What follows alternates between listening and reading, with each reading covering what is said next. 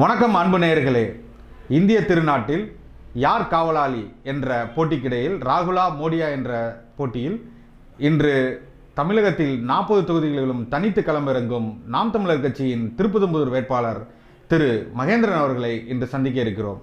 வாருங்கள், கேட்போம் சில கேள்விகள். வணக்கம். வணக்கம். யார் இந்த மகேந்திரன்? மகேந்திரன் நான் என்பவன் இந்த தமிழ் தேசிய பாதையில் கடந்த ஒரு 24 வருடங்களாக நான் பயணித்து வருகிறேன். நான் ஒன்றும் பெரிய ஒரு வசதி வாய்ந்த குடும்பத்தை சார்ந்தவன் ஒன்றும் கிடையாது. என் தந்தையாருக்கு ஒரு தனியார் நிறுவனத்தில் தான் பணிபுரிந்து கொண்டிருந்தார். அந்த தனியார் நிறுவனம் மூடப்பட்டது. அப்படியே வந்த பாதையில் நான் 12ஆம் வகுப்பு வரையே தான் படிக்க முடிந்தது. அதற்கப்புறம் தொலைதூர கல்வியில் நான் பிகாம் என்ற பட்டத்தை படித்து முடித்தேன்.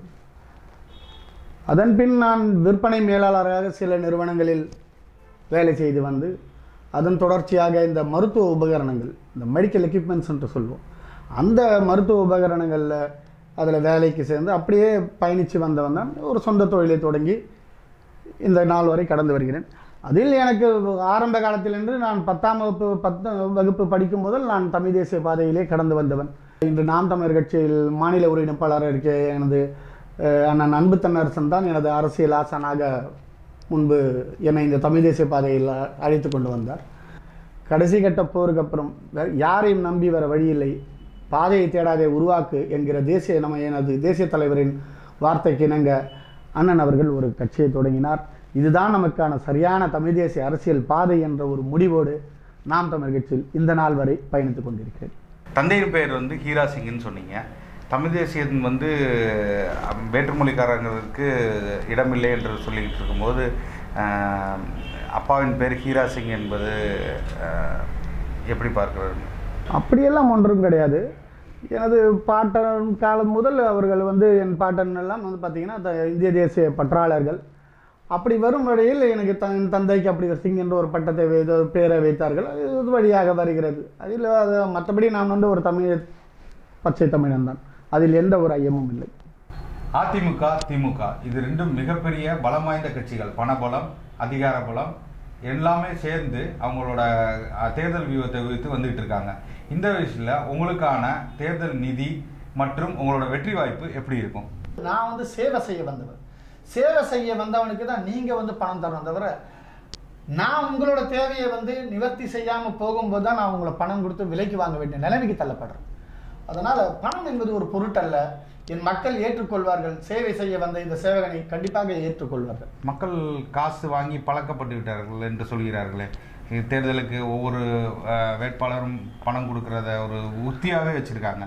இதை நாம் தமிழர் கட்சி எந்த மாதிரி எதிர்கொள்ள போகுது? அது மக்களின் இயலாமையும் அது வறுமையும் அறியாமையும் தான் இதற்கு காரணம். மாற்றத்தை எதிர்பார்த்து நிறைய மக்கள் காத்து கொண்டு இருக்கிறார்கள். நாங்கள் சேவை செய்ய வந்தவர்கள் தவிர இங்கு ஏதும் சம்பாதித்துக் கொள்ள வேண்டும் என்று வந்தவர்கள் அல்ல. உங்கள் நாடாளுமன்ற தொகுதிக்கு நீங்கள் என்ன மாதிரியான வாக்குறுதிகளை மக்களுக்கு அளிக்க இருக்கிறீர்கள்? என்ன மாதிரியான திட்டங்களை நீங்கள் வைத்திருக்கிறீர்கள்? நீங்கள் வென்று வந்தால் திட்டங்கள், நாங்கள் வென்று வந்தால் அப்படின்ற ஒரு கேள்வி எப்படி பார்த்தோம்னா, இப்போ மற்ற அந்த திராவிட கட்சிகள், அந்த தேசிய கட்சிகள் எல்லாம் நாங்கள் வந்தால் இதை செய்கிறோம், நாங்கள் வந்தால் இது செய்கிறோன்றாங்க. ஆனால் வந்தப்போ எதுவும் செய்யலை. இப்போ அம்பத்தூர் அதை பார்த்தீங்கன்னா, நீங்கள் அம்பத்தூரில் ஒரு பன்முகைத்தன்மை கொண்ட ஒரு மல்டி ஸ்பெஷாலிட்டி கவர்மெண்ட் ஹாஸ்பிட்டல் சொல்லலாம். அந்த அரசாங்க மருத்துவமனை நிறைய நாள் மக்கள் வைத்த கோரிக்கை, அதை இன்னும் நிவர்த்தி செய்யப்படும், அதை கட்டித்தரப்படும் சொல்லியிருக்காங்க. இது வரைக்கும் செய்யலை. அதே நேரத்தில் ஒரு கலைக்கல்லூரி, அரசாங்க கலைக்கல்லூரி கேட்டிருக்காங்க, அதையும் செய்யலை. இதெல்லாம் நிறைய கிடப்பில் போடப்பட்டிருக்குது. வாக்குறுதிகளோடு நிற்கிறது தவிர அது யாரும் அதை நிறைவேற்றவில்லை. இங்கே தாம்பரத்தில் நீங்கள் பார்த்தீங்கன்னா, ஸ்ரீபெரும்புதூர், தாம்பரம் இங்கெல்லாம் கழிவு, ஒரு ஏரியும் கழிவு நீராலும் குப்பைகளாலும் நிரம்பி கிடைக்கிறது. ஆகவே இந்த நீர்நிலைகளை எல்லாம், ஆக்கிரமிப்புகள் எல்லாம் அகற்றி அந்த நீர்நிலைகளை தூர்வாரி அதை செம்மைப்படுத்தி மக்களுக்கான குடிநீர் வசதிகளை ஏற்படுத்தி கொடுத்து சுகாதாரமான ஒரு வாழ்க்கை ஏற்படுத்தி கொடுப்போம். அதிமுக, திமுக மிகவும் பலம் வாய்ந்த கட்சிகள். பணபலம், அதிகார பலம் எல்லாம் இருக்கிற கட்சிகள். அது ஈஸியாக அவங்களோட வேட்பாளர்களை மக்களிடத்தில் கொண்டு போய் சேர்த்துடுறாங்க. நாம் தமிழர் கட்சியில் உங்களுக்கான இது எப்படி இருக்குது? இல்லை நீங்கள் வந்து மக்களுக்கு ஏற்கனவே பரிச்சயமானவரா இல்லை புதுமுகமா? இப்படி நாம் தமிழர் கட்சியில் இருக்கிற போராளிகள் எல்லாமே மக்களுக்கு பரிச்சயமானவர், புதுமுகமாக அப்படிலாம் முடியாது. நாம் தமிழர் கட்சி அப்படி என்ற ஒரு ஒரு பார்வை மக்கள் முன்னால் வந்தல எப்பவுமே போராடின்னு தான் பார்ப்பேன். IPL போராட்டத்தில் நானும் அதில் சிறை சென்றவன். இவ்வளவு ஒரு தொழிலை செய்து கொண்டு இந்த சிறை சென்று வந்தவன். அதை நாம் தமிழர் கட்சி என்று வந்தாலே மண்ணுக்காகவும் மக்களுக்காகவும் இந்த இயற்கை வளங்களுக்காகவும் போராட வந்தவர்கள். மக்கள் அதை கண்டிப்பாக அறிவார்கள். அந்த தொகுதியில் உங்களுக்கான வெளிச்சம் எப்படி இருக்கிறது? அந்த கடந்த 40-41 வருடங்களாக அங்கே இருக்கிறேன். அந்த மக்களின் பிரச்சனைகள் சமீபத்தில் பார்த்தீங்கன்னா 25 வருடங்களாக அங்கே குடியுரிமை பெற்று அந்த விற்றவன் வேறு ஒருவன் அதை வாங்கி கொண்டு அங்கே மின்சார இணைப்பை கொண்டு அந்த ப்ராப்பர்ட்டி டேக்ஸ் என்கிற அந்த சொத்து வரி முதல் எல்லாவற்றையும் 25 வருடங்களை கட்டி கொண்டு வந்த அந்த 5000-8000 வீடுகளை ஒரே இரவில் எப்படி அந்த GST வந்ததோ, ஒரே இரவில் பண மதிப்பிழப்பு வந்ததோ, அதுபோல் ஒரே இரவில் அடித்து தள்ளிவிட்டார்கள். அந்த மக்களின் கதறல்கள் கேட்கக்கூட எந்த ஒரு திராவிட கட்சி, எந்த ஒரு கட்சி, தேசிய கட்சி, எந்த ஒரு கட்சியும் வரவில்லை. நாம் தமிழர் கட்சி மட்டும்தான், எனது அண்ணன் செந்தமிழன் சீமான் மட்டும்தான் வந்து அந்த மக்கள் குறைகளை கேட்டு அவர்களுக்கான அன்றாட தேவையும் உதவிகளையும் துணிகளையும் எல்லாத்தையும் வழங்கி போராடியது. ஆர்ப்பாட்டமும் நாங்கள் ஒரு மிகப்பெரிய அளவில் அண்ணன் தலைமையில், அண்ணன் செந்தமிழன் சீமான் அவர்கள் தலைமையில் மிகப்பெரிய ஆர்ப்பாட்டமும் எடுத்திருக்கிறோம். அங்கே இருக்கிற கொரட்டூர் ஏரி என்கிற ஏரிக்காக அந்த தொழிற்சாலையில் உள்ள கழிவுகள் நிறைய வந்து அங்கே சேருகிறது என்ற ஒரு காரணத்திற்காக மிகப்பெரிய போராட்டங்கள்லாம் எடுத்திருக்கிறோம். அந்த மிகப்பெரிய போராட்டங்கள் எல்லா திராவிட கட்சியிலும் அந்த கழிவுகள் வருவதற்கு தான் ஆதரவாக இருந்தார்கள் தவிர அந்த கழிவுகள் உள்ளே வராமல் தடுப்பதற்கு ஒருபோதும் அவர்கள் போராடவில்லை. அதற்கு நாம் தமிழர் கட்சி மட்டும்தான் போராடி இருக்கிறது. அத்துணை மதுக்கடைகளும் அனைத்து கட்சிகளும் போராடி மூட வேண்டும் என்று கூறிய போது கூட அண்ணன் சொன்னார், மது கடைகள், மது ஆலையில் தான் மது வருகிறது, மது ஆலைகளை முற்றுகையிடுங்கள் சொல்லிட்டு நாங்கள் மட்டுமே மது ஆலைகளை முற்றுகையிட்டவர்கள். மகேந்திரன் அவர்கள், நான் திருப்பெரும்பூரில் மக்களுக்கு தெரியுமா என்ற ஆச்சரிய கேள்வியுடன் கேட்டேன். ஆனால் உங்களின் முகம் IPL-இல் மிகவும் பிரபலமாக இருந்திருப்பது என்பதை இப்போ நான் அறிந்து கொண்டேன். தேர்தலுக்காக மக்களிடம் சென்று வாக்கு கேட்க பணம் ஒரு முக்கிய குறியீடாக இருக்குது. நீங்கள் அந்த பணத்தை எங்கே ஒதுக்கி வச்சுருக்கீங்களா இல்லை பதுக்கி வச்சுருக்கீங்களா? ஒதுக்குவதற்கும் பதுக்குவதற்கும் அப்படி நாம் தமிழர் கட்சி அப்படி எதுவும் நிதிகள் எங்களிடத்தில் இல்லை. ஒதுக்குகிற வேலையும் பதுக்கிற வேலையும் திராவிட கட்சிகளும் தேசிய கட்சிகளும் அவர்கள் பார்த்துக்கிறோம். அது நாம் தமிழர் கட்சியின் வேலை இல்லை.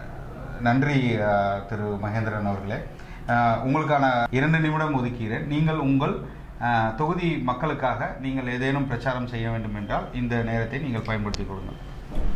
நான் வென்று வந்தால் இதை செய்வேன் என்று கூறவில்லை. நாம் தமிழர் கட்சி எப்போதும் செய்கிறது தான் நானும் சொல்லுவேன். அம்பத்தூரில் கிடப்பில் போடப்பட்ட அந்த சாக்கடை திட்டம், பாதாள சாக்கடை திட்டம், அதை சரி செய்து உடனே அதை மக்கள் தேவைகளுக்காக எடுத்துக்கொண்டு வருவோம். ஒன்று, பல்நோக்கு மருத்துவமனை ஒன்று தேவை இருக்கிறது. அம்பத்தூரில் பல வருடங்களாக ஒரு கோரிக்கையாக இருக்கிறது. அது உடனடியாக மக்களுக்கு செய்து கொடுப்போம். ஒரு அரசு கலைக்கல்லூரி தேவைப்படுகிறது, அதையும் செய்து கொடுப்போம். தாம்பரம், அந்த சிட்லப்பாக்கம், இது போன்ற பகுதிகளில் நீங்கள் பார்த்தீங்கன்னா சுகாதாரமற்ற ஒரு நிலைமை இருக்கிறது. சுகாதாரம் என்றால் அந்த சுகாதாரத்தில் அங்கே பள்ளிக்கூடங்கள் இருக்கிறது. சொல்லப்போனால் சுகாதார நிலையமே அங்கே தான் இருக்கிறது. சுகாதாரமற்ற ஒரு இடத்தில் சுகாதார நிலையம் இருப்பதே ஒரு பெரிய வேடிக்கையான விஷயம். அப்படி பார்க்கும்போது இந்த ஒரு சிக்கல்களை எல்லாம் தீர்த்து நீர்நிலைகளை தூர்வாரி அந்த குப்பை கிடங்குகள் என்று சொல்லப்போனால் தாம்பரம், பல்லாவரம், ஸ்ரீபெரும்புதூர் இது போன்ற இடங்களில் அந்த குப்பை கிடங்குகளின் இன்னல்கள் தினமும் மக்கள் அதனால் அவதிப்படும் இன்னல்கள் சொல்லி மாளாது. இதையெல்லாம் உறுதியாக சரி செய்வோம்.